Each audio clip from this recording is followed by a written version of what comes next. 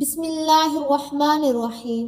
فجر کی نماز کے بعد یہ جو تسبیح پڑھتا ہے تو عرش پر ہلچل مچ جاتی ہے۔ سارا دن جو منہ سے بولتے جاؤ گے انشاءاللہ وہ ملے گا۔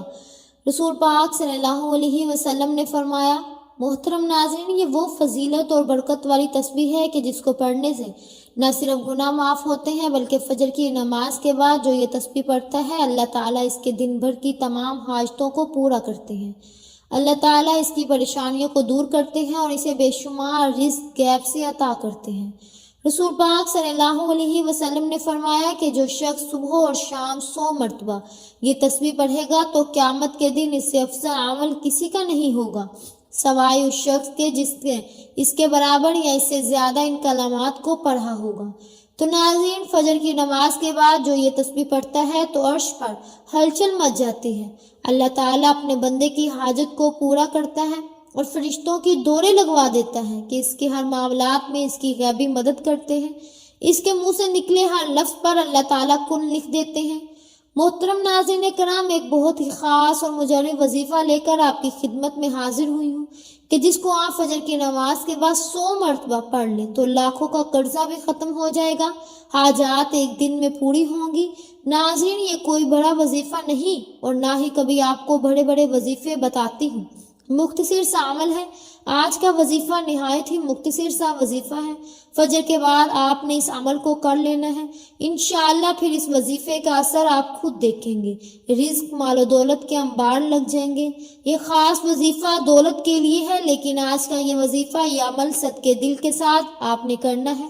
اس عمل کو اگر فقیر بھی کرے گا تو وہ بھی اللہ تبارک و تعالیٰ کی عنایت اور اس کے فضل و کرم سے دولت پر بیٹھ کر راج کرے گا، کیونکہ اس وظیفے میں جو طاقت ہے، اس وظیفے کا جو اثر ہے وہ بہت ہی کم لوگ جانتے ہیں۔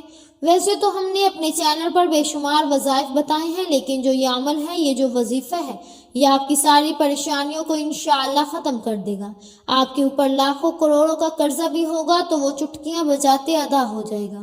قرض جو بھی ہوگا، ایسے اسباب پیدا ہوں گے کہ آپ خود بھی حیران رہ جائیں گے۔ آپ کے پاس دولت کی کمی ہے، آپ کرائے کے گھر میں رہتے ہیں، آپ کو سمجھ نہیں آتی کہ کرایہ کیسے ادا کریں اور گھر کا خرچ کیسے چلائیں، کیونکہ آج کل مہنگائی بھی بہت زیادہ ہو گئی ہے کہ ایک وقت کا کھانا بھی مشکل سے کھایا جاتا ہے۔ ہر ماہ بجلی کے اتنے زیادہ بل ادا کرنے ہوتے ہیں اور پھر ہر ماہ بچوں کی فیسیں بھی ادا کرنی ہوتی ہیں۔ پھر ہر ماہ بچوں کی فیس کے ساتھ ساتھ انسان بہت پریشانیوں میں بھی انسان کو سکون صرف اللہ کے ذکر میں ہی ملتا ہے۔ یہ بات بہت ہی اہم کرنے لگی ہوں کہ جب انسان عاجزی کے ساتھ اللہ تعالیٰ کے آگے جھک جاتا ہے، سجدے پہ سجدہ کرتا ہے اور پھر ہر سجدے میں رو رو کر گر گرا کر خوب ڈھیروں دعائیں مانگتا ہے تو اس کو بھی اللہ تعالیٰ ضرور عطا فرما دیتا ہے۔ ہم ہر وظیفے میں آپ کو بتاتے ہیں کہ اللہ تعالیٰ سے مانگنے کا آپ کو طریقہ جب آ جائے تو پھر آپ کو کس وظیفے کی ضرورت نہیں پڑتی، آپ نے صرف ہاتھ اٹھانے ہیں اور آپ کو ملنا شروع ہو جانا ہے۔ لیکن اس سے پہلے آپ کے کچھ اعمال ہوتے ہیں، آپ جو چھوٹی چھوٹی غلطیاں کرتے ہیں جن کو اگر آپ سدھار لیں اور آپ اپنے کاروبار میں حلال طریقے سے کاروبار کرنا شروع کر دیں یا رزق کمانے میں حلال ذرائع استعمال کرنا شروع کر دیں، جیسا کہ اللہ تعالیٰ کے پاک نبی صلی اللہ علیہ وسلم نے فرمایا کہ اللہ تعالیٰ کے پیارے نبی حضرت محمد صلی اللہ علیہ وسلم نے کاروبار کیا تھا، آپ بھی اس طرح کام کریں، حلال اور پاکیزہ رزق کمائیں۔ اگر آپ جاب کرتے ہیں تو اس طریقے سے جاب کریں کہ آپ کے اوپر کوئی انگلی نہ اٹھا سکے۔ آپ ایمانداری سے ڈیوٹی میں جس کام کی آپ تنخواہ لیتے ہیں وہ کام مکمل کریں اور مکمل فرائض کی انجام دہی سے ادا کریں، اور ماہ رزق حلال ہی آپ اپنے گھر میں لے کر آئیں اور کوشش کریں کہ آپ کے پورے گھر میں حرام کا ایک لقمہ بھی کسی کے پیٹ میں نہ جائے۔ حلال رزق کھانے سے ایسا ہو ہی نہیں سکتا کہ انسان اپنے اللہ سے کچھ مانگے اور اللہ پاک اس کی دعا کو رد کر دے۔ ناظرین، ایسا کبھی نہیں ہو سکتا، اور جب کوئی بندہ یہ وظیفہ پڑھتا ہے تو اس وظیفے سے اس کے پاس بے حساب دولت آ جاتی ہے۔ ناظرین، یہ ساری نعمتیں جو ہیں، یہ ساری برکتیں جو ہیں حلال رزق میں ہیں اور اللہ پاک کا شکر ادا کرنے میں پوشیدہ ہیں۔ تو کوشش کیا کریں کہ کثرت سے اللہ پاک کا شکر ادا کیا کریں، انشاءاللہ دیکھنا کیسے آپ کے وارے نیارے ہو جاتے ہیں۔ اگر آپ کے اوپر قرض ہے، آپ نے سود پر قرض لیا ہوا ہے، تو سب سے پہلے اپنے اللہ سے معافی مانگیے، کیونکہ سود کھانا حرام ہے اور اللہ پاک سے کھلی جنگ ہے، اور اللہ سے جنگ کون کر سکتا ہے؟ میرے بھائیوں اور بہنوں، جو بندہ اللہ سے جنگ کرنے کا سوچے گا وہ دونوں جہانوں میں مارا جائے گا، وہ دنیا میں بھی ذلیل اور رسوا ہوگا اور آخرت میں بھی ذلت کی اس کے نصیبوں میں ہوگی۔ جہنم کی انتہائی جو سب سے نیچے والے کھڑے میں ہے، یعنی کہ سب سے آخری گڑھے میں، اس میں اسے پھینک دیا جائے گا۔ تو آپ نے سب سے پہلے سود کے کاموں سے توبہ کرنی ہے، جھوٹ سے توبہ کرنی ہے، غیبت سے توبہ کرنی ہے، چغلی سے توبہ کرنی ہے، لیکن واضح رہے کہ صرف توبہ نہیں کرنی بلکہ اس توبہ پر قائم بھی رہنا ہے۔ اور سب سے اہم بات جو ہے وہ آپ اپنے رشتہ داروں سے اگر قطع تعلق ہے کسی سے بھی فوراً جا کر اس سے معافی مانگی، چاہے آپ کی غلطی ہے یا نہیں، پھر دیکھنا کیسے اللہ پاک آپ کے اوپر اپنا فضل و کرم کرے گا، آپ کے اوپر اللہ پاک اپنا کرم فرمائے گا۔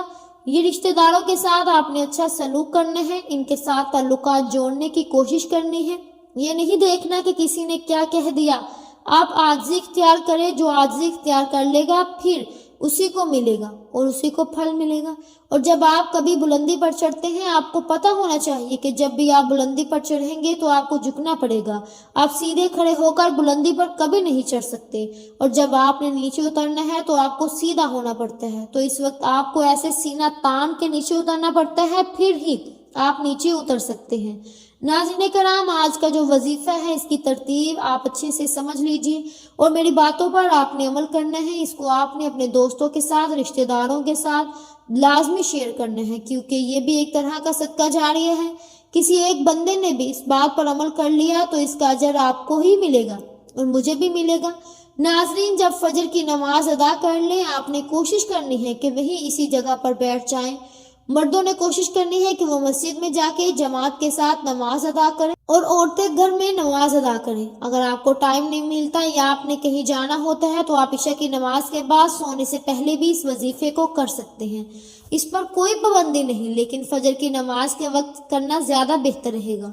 محترم ناظرین کرام، اللہ پاک کے آخری نبی صلی اللہ علیہ وسلم نے فرمایا کہ اللہ فرماتا ہے میں نے تمہاری امت پر دن رات میں 5 نمازیں فرض کی ہیں، اور میں نے یہ عہد کیا ہے کہ جو ان نمازوں کو ان کے اوقات میں پابندی کے ساتھ ادا کرے گا میں اسے جنت میں داخل کروں گا، اور جو پابندی نہیں کرے گا اس کے لیے میرے پاس کوئی عہد نہیں۔ اللہ پاک قرآن کریم میں ارشاد فرماتا ہے، رب تعالیٰ کی پاکی بیان کرو، سورج چمکنے سے پہلے اور اس کے ڈوبنے سے پہلے نماز فجر ادا کر لو۔ پیارے آقا صلی اللہ علیہ وسلم کا فرمان ہے کہ جو صبح کی نماز پڑھتا ہے وہ شام تک اللہ پاک کے ذمے میں ہوتا ہے۔ تم اللہ پاک کا ذمہ نہ توڑو، جو اللہ کا ذمہ توڑے گا اللہ تعالیٰ اسے اوندا یعنی الٹا کر کے دوزخ میں ڈال دے گا۔ اسی طرح ناظرین، اللہ پاک کے آخری رسول صلی اللہ علیہ وسلم کا فرمان عبرت نشان ہے کہ جو صبح کی نماز کو گیا ایمان کے جھنڈے کے ساتھ گیا، اور جو صبح کو بازار گیا ابلیس یعنی شیطان کے جھنڈے کے ساتھ گیا۔ حضرت عمارہ بن رویہ رضی اللہ تعالیٰ عنہ فرماتے ہیں کہ میں نے نبی کریم صلی اللہ علیہ وسلم کو فرماتے ہوئے سنا کہ جس نے سورج کے طلوع غروب ہونے سے پہلے نماز ادا کی یعنی فجر اور عصر کی نماز، وہ ہرگز جہنم میں داخل نہ ہوگا۔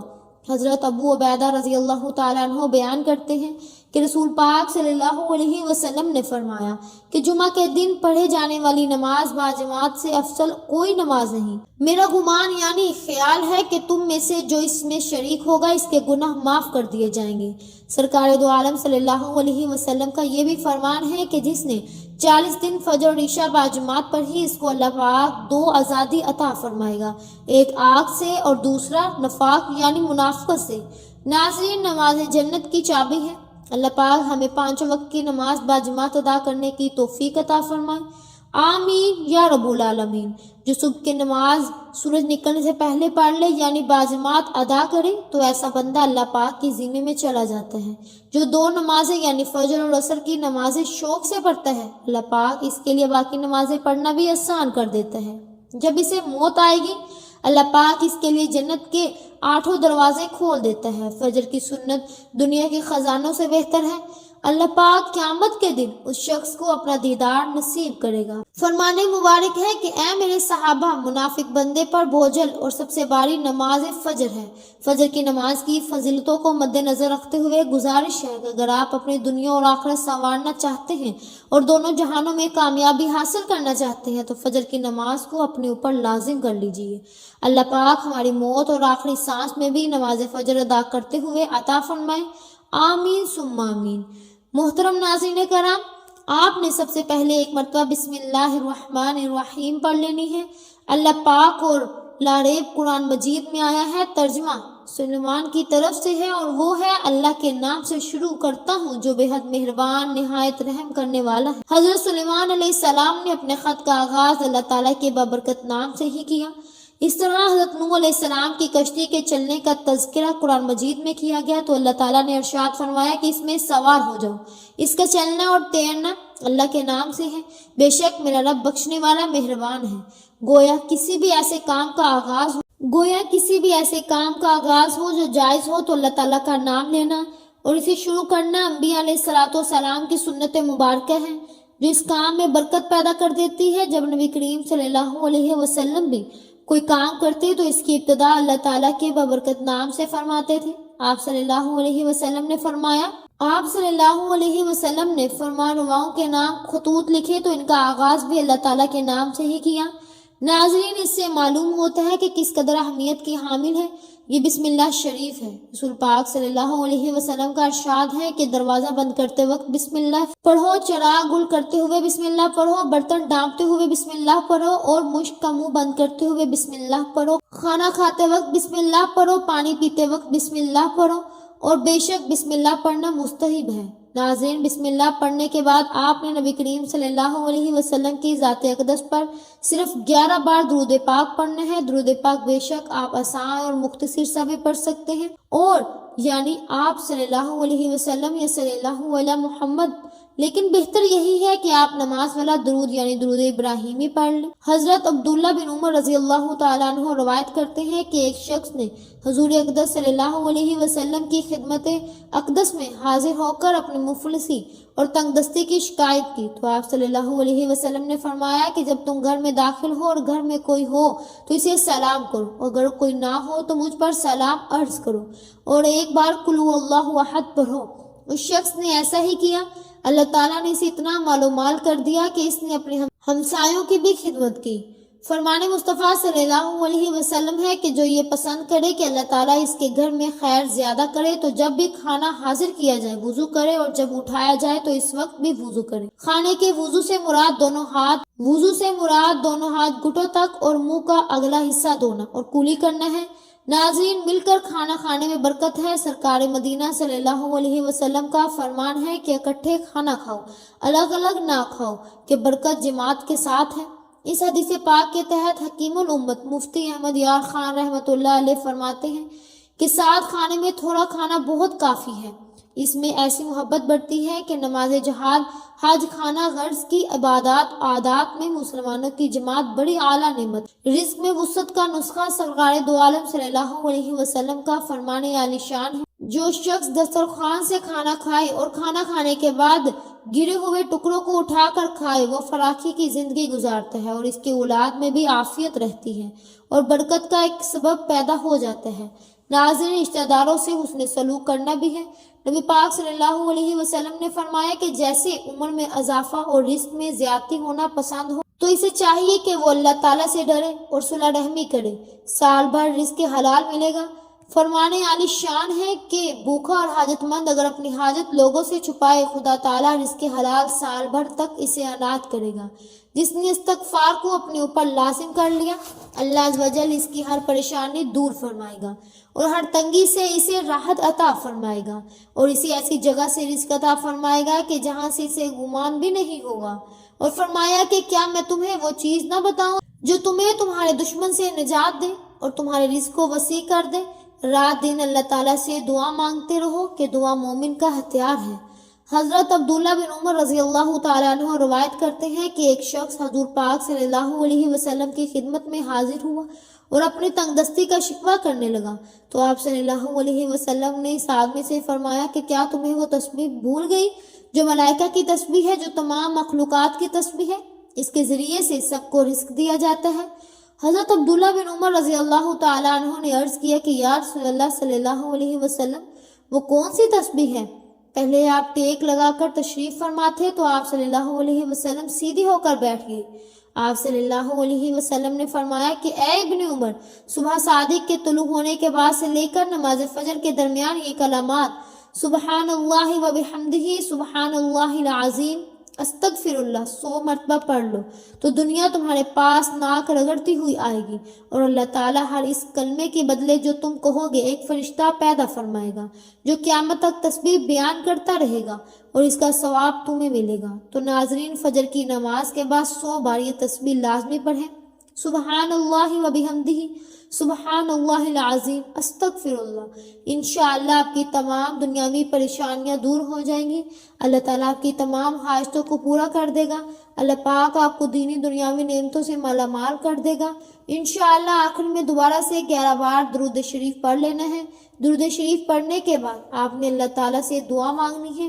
ناظرین، جب بھی مانگنا ہے اللہ تعالیٰ سے مانگنا ہے، برکت والا، خیر و عافیت والا رزق مانگنا ہے۔ ناظرین، اس سے نہ صرف آپ کے گھر میں خوشحالی رہے گی بلکہ ایسے میں پیار اور محبت بھی بڑھے گا۔ ہر بندہ دن رات زیادہ سے زیادہ پیسے کمانے کے چکر میں راستے اختیار کرتے ہیں، تو کوشش کرے کہ آپ نے مختصر راستہ نہیں اختیار کرنا، اپنے کام یہ آپ نے مکمل توجہ دینی ہے، جس کے حلال کمانا ہے، رزق کے حلال کمانا ہے، محنت کرنی ہے، اسے اللہ پاک آپ کے اوپر ڈھیروں برکتیں اور رحمتیں نازل فرمانا شروع کر دے گا۔ اور کوئی بھی وظیفہ ناظرین، جیسا کہ میں اپنی ہر ویڈیو میں بتاتی ہوں، نماز کے بغیر مکمل نہیں ہوتا۔ آپ نے 5 وقت کی نماز لازمی ادا کرنی ہے اور حسب توفیق صدقہ خیرات بھی دینا ہے۔ محترم ناظرین کرام، نماز کے وقت اللہ تعالیٰ نمازی کی طرف متوجہ ہوتا ہے۔ اللہ تعالیٰ انسان کو سجدہ کرتے وقت ہی سب سے زیادہ پسند کرتے ہیں۔ جب انسان نماز کے لیے تیار ہوتا ہے تو جنت کے دروازے کھول دیے جاتے ہیں، اور نماز کی جانب وہ جتنے قدم بڑھاتا ہے اس کے اتنے گناہ معاف کر دیے جاتے ہیں، اور اتنا ہی ثواب اس کے حق میں لکھ دیا جاتا ہے۔ جنگ میں کوئی چاہے دشمن کی تلوار کے سائے میں ہو یا پھر دشمن کے ڈر سے اپنی جان بچا کر بھاگ رہا ہو، اس وقت بھی نماز کو قضا کرنے کی صورت میں ادا کرنا لازم اور فرض ہے۔ یہ اسلام کا فرمان ہے، اور نماز بے شک دیندار کی سعادتوں کا ضامن ہے۔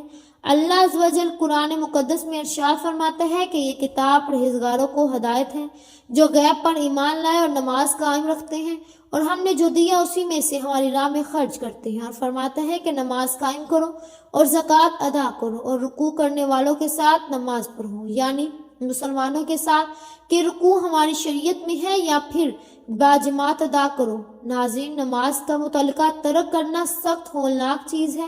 اسے قضا کر کے پڑھنے والوں کے لیے فرمایا کہ خرابی نمازیوں کے لیے جو اپنی نماز سے بے خبر رہتے ہیں، وقت گزار کر پڑھتے اٹھتے ہیں۔ نماز کی اہمیت کا ناظرین اس سے بھی زیادہ پتہ چلتا ہے کہ اللہ رب العزت سب احکام اپنے حبیب صلی اللہ علیہ وسلم کو زمین پر بھیجے، لیکن جب نماز فرض کرنی منظور ہوئی تو حضور اقدس صلی اللہ علیہ وسلم کو اپنے عرش عظیم پر بلا کر اسے فرض کیا، اور شب عصر یعنی معراج کی رات میں یہ تحفہ دیا۔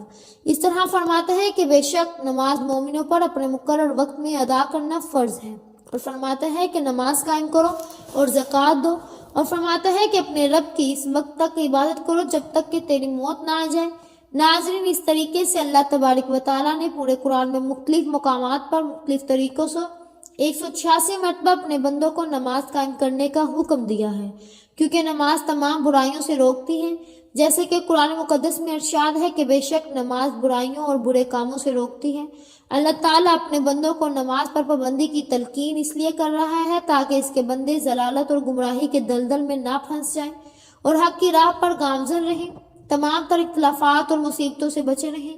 اگر آپ قرآن اقدس کی تلاوت کریں گے تو بے شمار آیات آپ کو ایسی ملے گی جو نماز کی فضیلت کو بیان کرتی، اور آپ جان لیں کہ بے شک نماز ہر حال میں فرض ہے اور اس سے بچنے کا کوئی چارہ کار نہیں۔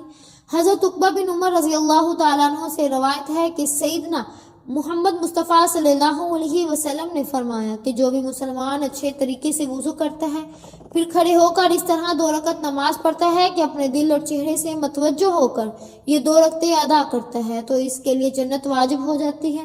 اس طرح ناظرین، حضرت پاک صلی اللہ علیہ وسلم نے فرمایا کہ جس نے نماز پر مداوت کی تو قیامت کے دن وہ نماز اس کے لیے نور بن کر نجات ہوگی، اور جس نے نماز کی حفاظت نہ کی تو اس کے لیے نہ نور ہے، نہ برہان، نہ نجات ہے، اور قیامت کے دن قارون، فرعون، حامان اور ابی بن خلف کے ساتھ ہوگا۔ اللہ اکبر! اتنی بڑی وعید! ناظرین، حضور پاک صلی اللہ علیہ وسلم فرما رہے ہیں کہ جس نے جان بوجھ کر نماز چھوڑی تو جہنم کے اس دروازے پر اس کا نام لکھ دیا جاتا ہے جس سے وہ داخل ہوتا ہے، استغفر اللہ۔ اللہ پاک سے دعا ہے کہ ہم سب کے صغیرہ کبیرہ ظاہرہ باطنہ گناہ معاف فرمائیں اور ہم سب کو 5 وقت کا پکا سچا نمازی بنا دیں، آمین ثم آمین۔ ناظرین کمنٹ باکس میں اللہ تعالیٰ کے 99 ناموں میں سے کوئی ایک نام ضرور ٹائپ کیجیے گا۔ امید ہے کہ آپ کو ہماری آج کی ویڈیو بہت پسند آئی ہوگی۔ اگر آپ کو ہماری آج کی ویڈیو پسند آئی ہے تو ہمارے چینل پاکیزہ وظائف کو سبسکرائب کریں، لائک کریں اور شیئر کریں۔ ملتے ہیں اگلی ویڈیو میں، تب تک کے لیے اپنا بہت سا خیال رکھیے گا۔ اللہ حافظ۔